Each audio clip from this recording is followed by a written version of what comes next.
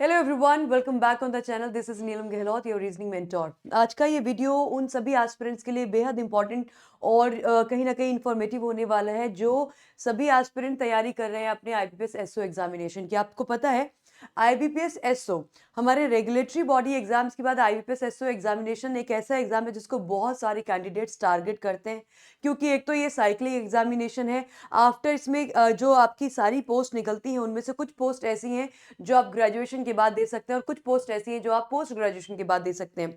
तो टोटल यहाँ पे आपकी 6 पोस्ट है और जिनमें से 3 जो है वो आपकी ग्रेजुएशन वाली और 3 जो है वो आपकी पोस्ट ग्रेजुएशन वाली है। Now moving ahead from there, तो ये है हमारा एक साइक्लिक एग्जामिनेशन, यानी कि यहाँ पे हर साल आपका एग्जाम जो है वो कंडक्ट करवाया जाता है। ये बड़ी इंपॉर्टेंट जानकारी है यहाँ पे। तो आपको यहाँ नोटिफिकेशन का वेट करने से अच्छा है कि आपको प्रिपरेशन पर फोकस करना चाहिए अगर आप सिक्योर करना चाहते हैं अपनी गवर्नमेंट जॉब। तो चलिए आज का ये वीडियो एग्जैक्टली इस बारे में कि इसका हम प्रिपरेशन मॉड्यूल क्या रखें, स्टेप बाय स्टेप जो प्रिपरेशन गाइड है वो हम यहाँ पे डिस्कस करने वाले। बट आप सभी लोगों से रिक्वेस्ट है चैनल को सब्सक्राइब जरूर कर दीजिएगा और साथ ही साथ अड्डा 24/7 की एप्लीकेशन को जरूर डाउनलोड कीजिएगा। नाउ आगे बढ़ते हैं। तो बेसिकली दो बातें हैं। देखो, एक होता है कि हम बिल्कुल बिगनर है, हमें कुछ नहीं पता है और हमें जाननी है कुछ चीजें, यानी कि प्रिपरेशन से पहले की जो चीजें वो क्या जाननी आपको जरूरी है, और जब आपने प्रिपरेशन स्टार्ट कर दिए तब आपके पास क्या क्या मटेरियल होना चाहिए। तो दोनों बारे में बात करते हुए यहाँ पे आपके सामने दोनों चीजें मैं आपके सामने रखूंगी कि क्या आपको प्रिपरेशन शुरू करने से पहले जानने की जरूरत है, क्या प्रिपरेशन के शुरू करने के बाद जानने की जरूरत है। तो बेसिकली सबसे पहले तो आप अपनी ये कुछ एरियाज क्लियर करते हैं कि नोटिफिकेशन कब आएगा। मैं बोलूंगी नोटिफिकेशन कब आएगा ये आपका कंसर्न होना ही नहीं चाहिए। ये साइक्लिक एग्जामिनेशन, हर साल ये एग्जाम होता है, नोटिफिकेशन कभी जल्दी कभी बाद में आ सकता है, लेकिन आप ये मान के चलिए कि नोटिफिकेशन डेफिनेटली आएगा और एग्जाम आपका होगा। आप प्रिपेयर्ड होंगे या नहीं वो एक ज्यादा चिंता का विषय होने वाला है। देन एलिजिबिलिटी क्राइटेरिया, ये मैं आपसे मैंने इससे पहले मैंने एक वीडियो बनाया है, उसमें मैंने डिस्कस किया। मैं बता दूंगी आपको वीडियो कहाँ मिलेगा। तो आपको क्योंकि एग्जाम के बारे में जानने का मतलब ही तब है जब आप एलिजिबल है उस एग्जाम के लिए, तो अपना समय हम सही जगह पे लगाएंगे, सही डायरेक्शन में लगाएंगे।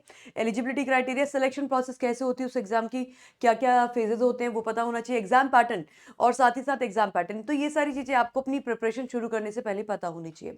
अब जब आपने ये सारी चीजें देख ली हैं, सिलेक्शन प्रोसेस पता चल गया, आप एलिजिबल भी हैं, सब कुछ पता चल गया है, अब आप स्टार्ट करें अपनी प्रिपरेशन। तो आज का जो मेन हमारा वीडियो है वो आज की प्रिपरेशन को लेकर है, यानी कि हम जब प्रिपरेशन में आ चुके हैं तब हमें क्या करना है उसको लेकर है।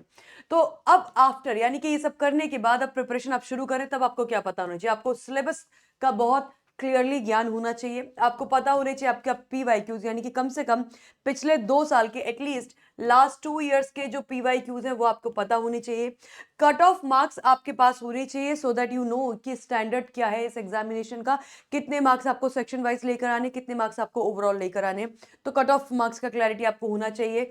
राइट सोर्सेज क्या होंगे, यानी कि इस एग्जाम को प्रिपेयर करने के लिए आपको क्या क्या जरूरत होगी, किन बुक्स की जरूरत होने वाली है, किन सोर्सेज की जरूरत होने वाली, किस टेस्ट सीरीज की जरूरत होने वाली, कौन से मेंटोर्स की जरूरत होने वाली है, क्या किस तरीके से आपको क्या क्या मटेरियल चाहिए होगा, वो राइट सोर्सेज में आएगा, और साथ ही साथ राइट गाइडेंस। तो ये सारी चीजें आपको जाननी होंगी जब आप प्रिपरेशन अपनी शुरू कर रहे हैं। नाउ अगर मैं बात करूं, ये सभी चीजें मैं एक बार हाईलाइट कर देती हूं क्योंकि मैं आप लोगों का वापस से टाइम बिल्कुल वेस्ट नहीं करूंगी। मैं बता दूं एलिजिबिलिटी क्राइटेरिया, आपका सिलेक्शन प्रोसेस, आपका एग्जाम पैटर्न, उसके साथ साथ आपकी कट ऑफ, ये सारी चीजें जो है मैं ऑलरेडी आपके एक वीडियो में डिस्कस कर चुकी हूँ। वो वीडियो आपको अपने इसी चैनल पे, जिस चैनल पे आप अभी मुझे देख रहे हैं, इसी चैनल के आप जाएंगे होम पेज पे, वहां पे आपको दिखाई देगा वीडियो सेक्शन। वीडियो सेक्शन के अंदर आपको आईबीपीएस एसओ का ये सेशन मिल जाएगा जहां पे मैंने exam pattern, selection process, cut off, selection process, cut off और साथ ही साथ सिलेबस, ये सारी चीजें मैंने ऑलरेडी डिस्कस की। वहां पे जाके उसको जरूर देखिएगा। फिलहाल आज के सेशन में मैं आपके साथ डिस्कस करने वाली सिलेबस को डिटेल में और इसी के साथ साथ राइट गाइडेंस को डिस्कशन हम करने वाले। तो इससे पहले आगे बढ़े, पोस्ट कौन कौन सी है जिसके लिए आप अप्लाई कर सकते हो। तो टोटल आपके पास यहाँ पे 6 पोस्ट है, जिसमें कि आपके सामने है IT officer, agriculture field officer, law officer. इन तीनों पोस्ट के लिए आपका ग्रेजुएट होना जरूरी है। वहीं पे आपकी मार्केटिंग ऑफिसर है, एचआर है और राजभाषा अधिकारी, इनके लिए आपकी जो है पोस्ट ग्रेजुएशन की डिग्री जो है वो रिक्वायर्ड होती है। तो इन तीनों पोस्ट ग्रेजुएशन और इसके लिए आपका ग्रेजुएशन का होना जरूरी है। तो ये 6 पोस्ट है जिसके लिए अलग अलग स्ट्रीम के एस्पिरेंट जो है वो अप्लाई करते हैं। अगेन इसमें मैं बहुत ज्यादा डिटेल में नहीं जाऊंगी कि इसकी एलिजिबिलिटी क्या है, वो मैं ऑलरेडी कवर कर चुकी हूँ। आप वहां पे जाके जरूर चेक कीजिएगा, मैंने बताया। अब आते हैं इसके सिलेक्शन प्रोसेस के बारे में। तो पहले आपका प्रीलिम्स पेपर होगा, मौका। ये अगर आप क्वालिफाई करेंगे तो फिर आपको मेंस का एग्जाम देने का मौका मिलेगा, और यहाँ पे आप अच्छे नंबर लाएंगे तो फिर आपको इंटरव्यू देने का मौका मिलेगा। फाइनल मेरिट लिस्ट आपकी मेंस प्लस इंटरव्यू के मार्क्स मिला के करी जाती है। अगेन ये सिलेक्शन प्रोसेस का पार्ट है जिसको मैं बहुत डिटेल में ऑलरेडी डिस्कस कर चुकी हूँ, अब वहां जाके देखिएगा। अब आते कट ऑफ पे। जो आपका प्रीलिम्स का पेपर होगा उसमें दो तरह की कट ऑफ आपको क्लियर करनी होगी। प्रीलिम्स के एग्जाम पैटर्न में आपको जो सब्जेक्ट्स हैं उनकी सेक्शन वाइज कट ऑफ भी क्लियर करनी है, साथ ही साथ आपको ओवरऑल कट ऑफ भी क्लियर करनी है। Let's have a look at the prelims exam pattern. एक बार जरा जल्दी से नजर डालते हैं हमारे प्रीलिम्स के एग्जाम पैटर्न पे। ये है आपके सामने एग्जाम पैटर्न, जिसमें कि इंग्लिश आपका 50 क्वेश्चंस आएंगे लेकिन 25 मार्क्स के, रीजनिंग 50 क्वेश्चन 50 मार्क्स के, क्वांट 50 क्वेश्चन 50 नंबर के, टोटल आपका 150 क्वेश्चंस होंगे लेकिन नंबर आपके 125 होंगे क्योंकि 50 से 25 इंग्लिश में होता है। सो इंग्लिश का पेपर इंग्लिश में होगा, बाकी सभी बाइलिंगुअल होंगे। और यहाँ पे सेक्शन टाइमिंग 40-40 मिनट मिलेंगे आपको हर सेक्शन को करने के लिए। टोटल 120 मिनट्स होंगे। 1/4 आपकी नेगेटिव मार्किंग होने वाली है, तो ये 1/4 नेगेटिव मार्किंग इंपैक्टफुल होती है। सेक्शनल टाइमिंग आपको दिखाई दे रही है। ऐसा नहीं कि आप अपने टाइम को यूटिलाइज कर सकते किसी भी तरीके से। आपको 40-40 मिनट का समय मिलेगा, that is this sectional timing. तो मतलब आपको स्पीड का कॉन्स्टेंट यहाँ पे रहेगा। ये हमारा प्रीलिम्स एग्जाम पैटर्न है लॉ और राजभाषा अधिकारी के बच्चों के लिए। तो लॉ और राजभाषा अधिकारी में जहाँ पे क्या है, जनरल अवेयरनेस आता है, जबकि अगर मैं बात करूँ एएफओ आईटी मार्केटिंग एचआर के लिए क्वांट आता है।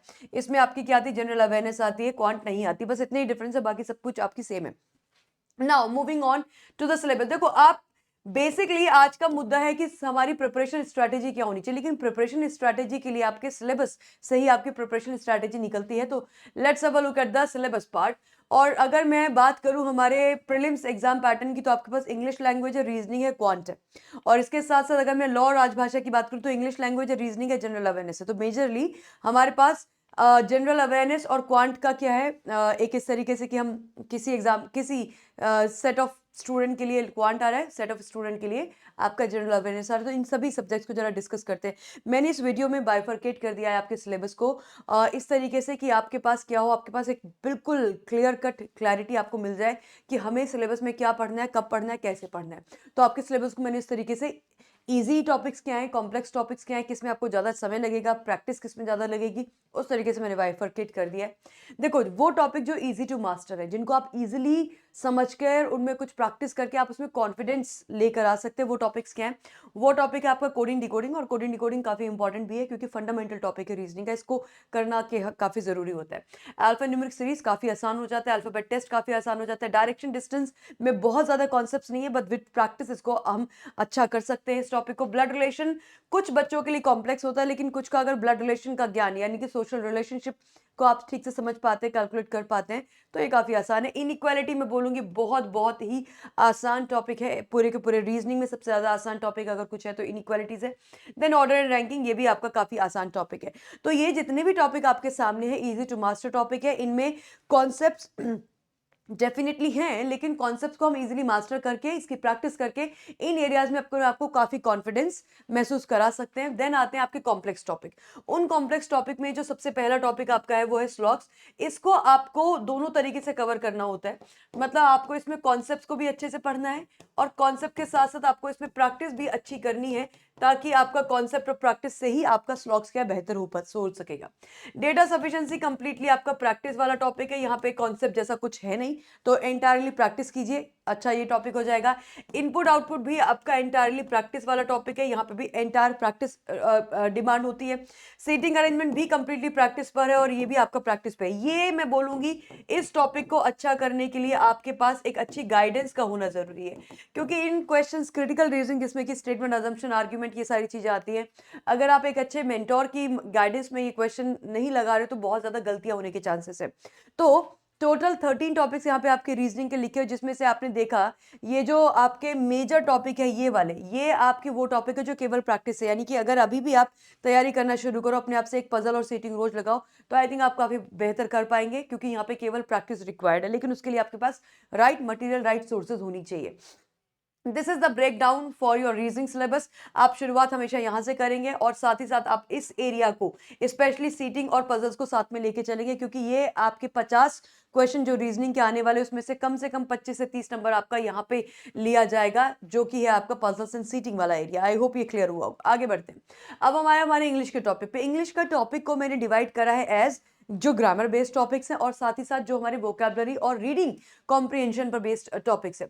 तो ग्रामर बेस्ड टॉपिक्स में आपके स्पॉटिंग एरर्स आ गए, सेंटेंस बेस्ड एरर आ गए, सेंटेंस इंप्रूवमेंट आ गए, सेंटेंस करेक्शन आ गए, वर्ड स्वैप आ गए, स्पेलिंग एरर्स हो गए, कनेक्टर्स हो गए। तो ये सारे आपके कहीं ना कहीं ग्रामर बेस्ड टॉपिक्स, जहाँ पे आपकी ग्रामर की समझ, और ग्रामर में मेजरली जो आपका सबसे इंपॉर्टेंट पार्ट है ग्रामर के अंदर, वो है आपके पार्ट्स ऑफ स्पीच। एक तो आपकी पकड़ इस पे अच्छी होनी चाहिए, दूसरा टेंसेस। अगर आपको कुछ ज्यादा नहीं आता है लेकिन आपने टेंसेस समझ लिए और आपने पार्ट्स ऑफ स्पीच समझ लिए, मतलब आपने ऑलरेडी पूरी ग्रामर कर ली है। बट ग्रामर करने में अगर आपको पहले से कॉन्सेप्ट्स आते तो फिर स्टार्ट प्रैक्टिसिंग क्वेश्चन। और अगर आपको पहले से कॉन्सेप्ट्स नहीं आते तो भी आप क्वेश्चन उठाइए, जैसे नाउन्स के, आप नाउन नाउन के आपने क्वेश्चन उठा लिए, आपने 4-5 क्वेश्चन लगाए, फिर उस पे बेस्ड जो उसके कॉन्सेप्ट्स हैं कि किस कॉन्सेप्ट पे बेस्ड क्वेश्चन बना है, उस कॉन्सेप्ट को जाके वापस से देखिए। आई थिंक ये एक बड़ा ही वंडरफुल तरीका होता है चीज़ों को आगे बढ़ाने का। इसमें आपको इंटरेस्ट आता है। जैसे हम कई बार बहुत जल्दी डिमोटिवेट हो जाते हैं, इंटरेस्ट लूज कर देते हैं पढ़ाई में। आई थिंक आप क्वेश्चन को पढ़िए, उसमें पहले अपना खुद का दिमाग लगाइए, क्योंकि अगर हम इंग्लिश मीडियम से पढ़े हुए हैं और हमारी इंग्लिश थोड़ी थोड़ी बहुत भी ठीक ठाक है, तो हम we are capable of solving a question अपने दिमाग से। आप पहले करिए, फिर उसका सॉल्यूशन देखिए, सॉल्यूशन में कहीं ना कहीं उसका कॉन्सेप्ट क्लैरिटी होगा और उस कॉन्सेप्ट पे वापस जाके आप रिवाइज कर सकते हैं। ये भी एक तरीका फॉलो किया जा सकता है। और अगर आप कंप्लीट बिगनर है तो फिर आप बेसिक्स पहले पढ़ लीजिए, फिर क्वेश्चंस लगाइए। बट याद रहे, चाहे पहले क्वेश्चन लगाओ फिर बेसिक में जाओ, या पहले बेसिक लगाओ फिर क्वेश्चन में जाओ, क्वेश्चन लगाना इज वेरी इंपॉर्टेंट। ग्रामर में हम हमेशा चीजें भूल जाते हैं, रह जाती हैं, चीजें गलत हो जाती हैं, बिकॉज हम क्वेश्चन प्रैक्टिस नहीं करते। इंप्लीमेंटेशन वाले पार्ट में हम हमेशा पीछे रह जाते हैं। हम सोचते हैं थ्योरी थ्योरी कर लें इससे हो जाएगा, ऐसा नहीं होता है। तो पार्ट्स ऑफ स्पीच और टेंसेस से आप अपनी शुरुआत कीजिए, and these are the topics जो ग्रामर बेस्ड है। वहीं पे अगर मैं बात करूं रीडिंग और ग्रामर और वोकैब, इन तीनों की जो कॉम्बिनेशन पे बेस्ड है, उसमें रीडिंग कॉम्प्रिहेंशन काफी इंपॉर्टेंट है, कंप्लीटली प्रैक्टिस ड्रिवन। पैराजम्बल्स हैं, पैरा कंप्लीशंस है, सेंटेंस रीअरेंजमेंट है, क्लोज टेस्ट है, फिल इन द ब्लैंक्स है, कॉलम बेस्ड है। अगर आप मुझसे यहाँ पे बोलो कि मैम क्या बहुत आसान है, क्या बहुत डिफिकल्ट है, मैं बोलूंगी सब आसान है यहाँ पे इंग्लिश में, बट आपको वो समझ में आना चाहिए। जैसे कि ग्रामर बेस्ड चीजें में अगर आपकी ग्रामर वीक है तो वो दिक्कत करेगा, है ना। दूसरा, अगर आपकी रीडिंग कमजोर है, रीडिंग स्किल्स आपके नहीं उतने बेहतर हैं, या आप लैक कर रहे हैं कहीं ना कहीं, तो ये पूरा का पूरा एरिया डगमगाएगा। तो आपको अभी आपके पास क्योंकि समय, तो आप इन चीजों पे इंप्रूव कर सकते हैं। अगर आपका उतना बेटर आपको लगता है कि इंग्लिश भाषा हमारी उतनी बेहतर नहीं है, तो आपके पास समय है, इंप्रूव कीजिए। एक मैं आपको टिप यहाँ पे देना चाहूंगी कि स्टार्ट रीडिंग आर्टिकल। किसी भी न्यूज़पेपर का से एक आर्टिकल डेली रीड करना शुरू कर दीजिए। आपको बहुत ज्यादा टाइम देने की जरूरत नहीं है, जस्ट 4 से 5 लाइन पढ़ना शुरू करो। उससे आपकी रीडिंग इंप्रूव होगी, ग्रामर इंप्रूव होगी, और वोकैबुलरी यानी कि नए नए शब्द को भी आपको देखने को मिलेंगे। तो इतना कीजिए। आगे बढ़ते हैं ना, क्वांट का सिलेबस। क्वांट के सिलेबस को मैंने 3 तरीके से यहाँ पे आपके सामने रखा है। एक, वो टॉपिक जो इजी टू मास्टर और हमारे एग्जाम्स में भी आते हैं, जिसमें कि number series, missing number series हो गया, नंबर सीरीज नॉर्मल वाली हो गई, और रॉन्ग नंबर सीरीज हो गई। सिंप्लीफिकेशन एंड अप्रोक्सीमेशंस आ गए, क्वाड्रेटिक इक्वेशंस आ गई, और क्वांटिटी कंपैरिजन आ गया। आप ये वाला पार्ट, जिसको हम स्पीड मैथ्स के पार्ट से भी रिलेट करते हैं, इस पार्ट से आप शुरुआत करिए पहले। तो ये, लेकिन इसकी प्रैक्टिस आपको लगातार करनी पड़ेगी, क्योंकि वेरिएशन होती है यहाँ पे। इसमें आपको अपना समय भी बचाना है, कि टाइम लिमिट भी कम करनी है, तो स्पीड पे काम करना पड़ेगा। तो यहाँ से शुरुआत कीजिए, ये यहाँ से शुरुआत करना आपको आसान रहेगा। फिर आपका आएगा वो एरिया जो आपको कॉन्सेप्ट डिमांडिंग है, यानी कि जहाँ पे आपको अपने बेसिक्स को कवर करना है, और वो एरिया है आपका ये वाला, जहां पे आपको कॉन्सेप्ट बिल्डिंग करनी है, जिसमें कि आपके ये अर्थमेटिक का मेजर पोर्शन आ जाता है। परसेंटेजेस है, average profit loss and discount है, रेशियो प्रोपोर्शन है, मिक्सचर एंड एलिगेशन है, टाइम एंड डिस्टेंस है, बोट एंड स्ट्रीम है, ट्रेन है, टाइम एंड वर्क है, टाइम वर्क एंड वेजेस है, पाइप एंड सिस्टम है। तो ये, इसमें अगर मैं आपको बोलूं कि कुछ बेहद इंपॉर्टेंट टॉपिक्स की अगर मैं बात करूं, तो मैं बोलूंगी percentages, averages, profit loss discount, ratio proportion, mixture and allegation, time speed and distance, इतना, और टाइम एंड वर्क, इतना तो आपको डेफिनेटली करना ही होगा, because this is the base of quantitative aptitude. Coming back to the complex topic, अब ये जो डेटा इंटरप्रिटेशन है, ये आप कब तभी कर पाओगे जब आपने यहाँ पे ये जो रेड मार्क्स वाले टॉपिक को मैंने हाईलाइट जिनको किया है, रेड से टिक किया है, ये टॉपिक अगर आपको आते तो आपको डेटा इंटरप्रिटेशन करने में काफी आसानी होगी। It will become easy for you. Then है आपका data sufficiency. Again data sufficiency इन्हीं टॉपिक से निकल कर आएगा, तो आपको ये भी कहीं ना कहीं वापस से ये इसका इंपॉर्टेंस हाईलाइट हो रहा है। मेंसुरेशन 2D में 2D 3D आप करिए। प्रोबेबिलिटी थोड़ा डिफिकल्ट लगता है बच्चों को, परम्यूटेशन कॉम्बिनेशन भी डिफिकल्ट लगता है, तो इसको मैं डॉट बना के छोड़ देती हूँ कि कंप्लीटली योर चॉइस। अगर अगर आप ये कर पा रहे हैं, ये कर पा रहे हैं और आप ये कर पा रहे हैं, आई थिंक ये 2 टॉपिक अगर आपको डिफिकल्ट भी लग रहे हैं तो आप छोड़ सकते हैं, बट आपके पास टाइम है, आप इसको मास्टर कीजिए। आगे आते हैं हम हमारे सिलेबस पे, जीए का syllabus, general awareness. General awareness के अंदर हमेशा 2 चीजें होती है, एक तो स्टैटिक वाला पार्ट होता है और एक करंट अफेयर्स वाला पार्ट। अच्छा, जनरल अवेयरनेस का पोर्शन आएगा लॉ वाले बच्चों के लिए और आएगा हमारे राजभाषा अधिकारी के बच्चों के लिए, ठीक है, सबके लिए नहीं आएगा। अब यहाँ पे आपकी स्टैटिक बैंकिंग अवेयरनेस आ गई, यानी कि हमारा आरबीआई के फंक्शंस क्या है, आरबीआई की शुरुआत कैसे हुई, बैंक के फंक्शंस क्या होते हैं, मॉनेटरी पॉलिसी क्या होती है, वो सारा जो स्टैटिक नॉलेज होता है बैंकिंग का वो आपको अच्छे से कवर करना है। करेंसीज के बारे में, हेडक्वार्टर्स के बारे में, इंपॉर्टेंट प्लेसेस हो गए, आपकी इंपॉर्टेंट डेज हो गए, बुक्स एंड ऑथर्स हो गए, अवार्ड्स हो गए, तो ये वो एरिया है जो आपका स्टैटिक है, जो चेंज नहीं होता है। Then current which keeps on changing. Banking awareness again, role and functions of the RBI and बाकी बैंक से रिलेटेड यहाँ पे डेटा होगा। आरबीआई के सर्कुलर जो है वो काफी इंपॉर्टेंस होते हैं, इनको आपको देखना पड़ेगा। सेंट्रल गवर्नमेंट की जो स्कीम्स होती हैं या जो पॉलिसीज होती हैं उनको आपको करना होगा। स्कीम्स आगे, करंट अफेयर्स आगे। करंट अफेयर्स में अगर आप पूछे कि मैम कितना टाइम का, तो आई विल से कि आप 4 to 6 मंथ का, अगर आपके पास कम टाइम है तो 4 महीने का कीजिए, ज्यादा टाइम है तो 6 महीने का कीजिए। तो ये सारी चीजें आपके सामने पूरा कंप्लीट सिलेबस ब्रेक डाउन है। और अगर आप ये इसी तरीके से इस रिदम में कर पा रहे हैं, मैंने आपको तरीका बताया कि कौन सी चीजें किस सब्जेक्ट की आसान है, कहाँ से शुरू करना है, फिर किन चीजों को प्रैक्टिस ज्यादा करना है, किन चीजों के बिना काम नहीं चलेगा, किन चीजों के बिना काम चल भी जाएगा। So this is the entire syllabus break down. अब आते हैं कि एग्जैक्टली आप इसको और किस तरीके से, एक स्ट्रैटेजी हमारी क्या रहनी चाहिए। तो देखो, स्ट्रेटेजी में आपके सामने सबसे पहला जो एक बड़ा पॉइंट है वो ये कि आप अपने कॉन्सेप्ट्स को नहीं छोड़ सकते, यानी कि concept building is a must. बिना कॉन्सेप्ट के अगर आप सोचते हैं कि हमारा ये हो जाएगा तो नहीं हो पाएगा। बहुत क्लियरली जितनी भी चीजें बताई गई है सिलेबस के पार्ट में, concept building has to be a must thing. उसको कंप्लीट कीजिए, कॉन्सेप्ट्स को पढ़िए, सब्जेक्ट्स को पढ़िए, टॉपिक्स को पढ़िए, कॉन्सेप्ट फंडामेंटल्स को स्ट्रॉन्ग कीजिए और अपना एक माइक्रो लेवल प्लान स्टार्ट कीजिए। माइक्रो लेवल प्लान में क्या है, आपने, मैं एक सब्जेक्ट से शुरू करूंगी। सपोज आपने रीजनिंग का सब्जेक्ट पढ़ा। रीजनिंग के सब्जेक्ट के अंदर आपने सबसे पहले क्या पढ़ा, कोडिंग डिकोडिंग का टॉपिक पढ़ा, ठीक है, कोडिंग पढ़ा। अब आपने ये कोडिंग पढ़ लिया, आपने इसके फंडामेंटल्स यानी कि कॉन्सेप्ट पढ़ लिया। अब आपका पहला काम क्या होगा कि आप टॉपिक टेस्ट लगाएं। फिर आपने रीजनिंग के अंदर अराउंड 5 टॉपिक्स पढ़ लिए, जैसे कि हमारे रीजनिंग के अंदर टोटल 13 टॉपिक्स हैं। अब उन 13 में से आपके 4 या 5 टॉपिक हो गए, मतलब आप एलिजिबल हैं। जैसे ही 5 टॉपिक्स हो आप सेक्शनल टेस्ट पे आ जाइए।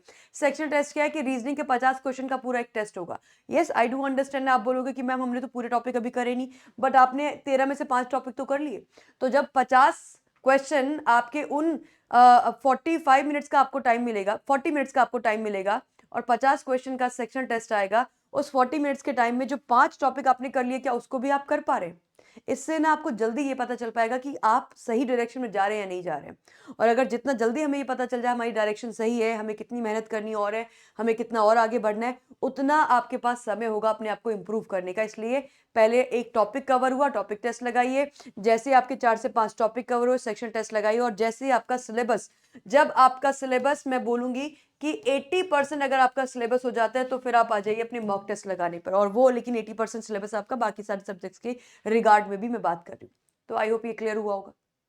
सो this is the entire plan. अब यहाँ पे आपके पास आगे बढ़ने के लिए एग्जाम का नोटिफिकेशन आपको बहुत जल्दी देखने को मिलेगा। मेरे ख्याल से जनवरी लास्ट तक हमें ये पता चल जाएगा कि हमारा कब ये एग्जामिनेशन कंडक्ट होने वाला है इस साल के लिए। तो आपके पास अच्छा खासा समय है। आप और वही मिस्टेक मत करिएगा, वो मिस्टेक्स रिपीट मत करना जो पिछले साल बच्चों ने करी हैं और जिसकी वजह से काफ़ी सारे सिलेक्शन जो नहीं हुए। तो मेक श्योर करें कि आप वो गलतियां रिपीट ना करें। आप टाइमली अपनी प्रिपरेशन को शुरू कर दीजिए। और प्रिपरेशन के लिए आपके पास 2 रास्ते हमेशा होते हैं। एक होता है सेल्फ प्रिपरेशन, कि आप अपने आप तैयारी कर रहे हैं। अपने आप तैयारी कर रहे हैं तो आपके पास होनी चाहिए राइट सोर्सेस, राइट गाइडेंस। आपके पास कोई ऐसा हो जो आपके हर डाउट को क्लियर कर सके, आपके पास राइट प्रैक्टिस मटेरियल हो। और साथ ही साथ आप कहीं पे भी अटके, यानी कि कहीं पे आपको कॉन्सेप्ट समझ में नहीं आ रहा है, अपने आप से करने के बाद भी 2-3 बार करने के बाद भी समझ में नहीं आया, तो कोई ऐसा मेंटर आपके पास हो जो आपको वो कॉन्सेप्ट समझा सके। एक तरीका ये होगा। और अगर आप डिफरेंट चैनल्स पे जाना चाहते हैं, फ्री क्लासेस करना चाहते हैं, तो वहाँ पे ये देख लेना कि आपको as per the exam level पढ़ाया जा रहा है या नहीं जा रहा है, और साथ में क्या जो पढ़ाया जा रहा है वो आपको समझ में आ रहा है। तो ये सारी चीज़ें आप सॉर्ट आउट कर लीजिए अपने लिए और सेल्फ प्रिपरेशन आप कर सकते हो, कोई दिक्कत नहीं है। दूसरा है तरीका कि आप हमारे साथ जुड़ के तैयारी कर सकते हैं, जहाँ पे आपके पास एक ये हमारे पिछले साल के रिजल्ट्स हैं जो मैं आपको दिखा रही हूँ। तो आपके पास एक वेल क्यूरेटेड कोर्सेज हैं, आपको अपना केवल टाइम देना है अपनी क्लास में। आपको क्लास में आके पढ़ाई करनी है, आपके डाउट्स आपके मेंटर्स क्लियर करेंगे, आपको प्रैक्टिस करने के लिए पीडीएफ देंगे और सारी जितनी भी प्रॉब्लम है वो आपके मेंटर्स की होगी। आपको आके क्लास करनी है, जितना उन्होंने बताया वो क्वेश्चन प्रैक्टिस करने हैं, आपको रिविजन्स करने हैं, दैट इज इट। और इन्हीं बैचेस के साथ आपको टेस्ट सीरीज वगैरह भी सब कुछ मिलेगी। ये बैच जो है वो आपका शुरू हो रहा है इस कमिंग मंडे से, यानी कि परसों से आपका ये बैचेस जो है शुरू हो रहे हैं। आप चाहें तो इन बैचेस में जुड़ के अपनी तैयारी शुरू कर सकते हैं। बिगनर को हमेशा कुछ ना कुछ फायदा ही होते हैं। अगर आप जितना जल्दी शुरू करोगे प्रिपरेशन, उतना बेहतर आपके लिए। Use the discount code Y651। मैंने आपके सामने सारी चीजें क्लियर कर दी हैं, सारे आपको क्या डिफिकल्टी आती है एक बिगिनर की प्रिपरेशन जर्नी वो भी बताया। ये सभी बैचेस हमारे शुरू हो रहे हैं इसी मंडे से, आप चाहे तो इसमें जुड़ सकते हैं।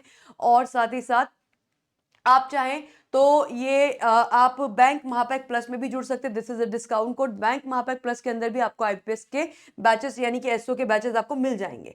तो कंप्लीटली योर चॉइस गाइज। और अगर आपको जानना है कि कैसे एनरोल करना है, तो आपको जाना है अड्डा 24/7 की एप्लीकेशन पे। अड्डा की एप्लीकेशन पे आप आएंगे, यहाँ पे ऑल कोर्सेज में जाइएगा, यहाँ रेगुलेटरी बॉडीज पे सेलेक्ट कीजिएगा। यहाँ सेलेक्ट करने के बाद आपके पास आएगा ये आईबीपीएस एसओ।